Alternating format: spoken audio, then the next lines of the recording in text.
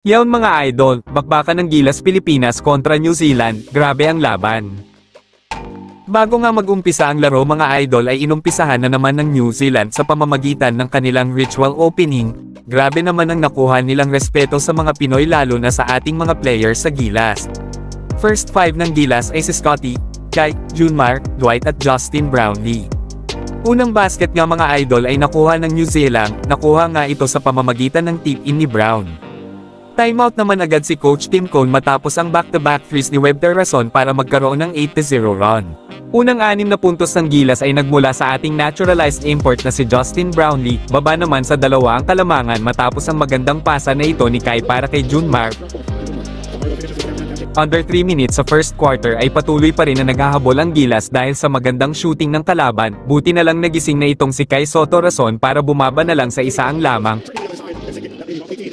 Tuluyan na ngang nakuha ng Gilas ang kalamangan matapos kumana ng 3 itong si Calvin Aftana, natapos ang first quarter sa score na 22-20, New Zealand by 2. Second quarter ay maaga na namang napa-timeout si Coach Tim Cone dahil sa nagsisipasok na naman ang mga 3 ng New Zealand.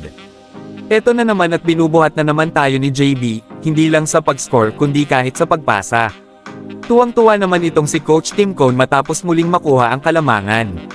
Halos mga players nga ng Hinebra ang umi-score para Gilas Pilipinas. Hinayawan naman agad ang crowd matapos ang magandang pasa na ito ni Dwight, rason para sa monster dunk ni Kai Soto. Natapos ang halftime na tabla ang laban, 45-all.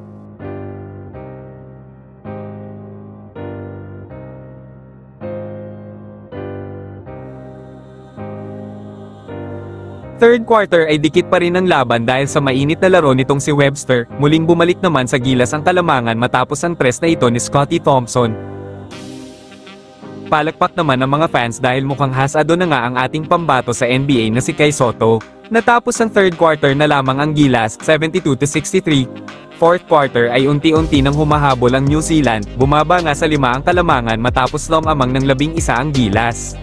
Under 5 minutes ay grabe na ang sigawan ng crowd matapos ang slam dunk na ito ni Kai Soto. Samantala, bumaba naman sa 2 ang kalamangan matapos pumasok ang 3 ni Bogdanovic. Nanalo nga ang Gilas sa unang pagkakataon kontra New Zealand matapos ang dagger shot na ito ni Chris Newsam.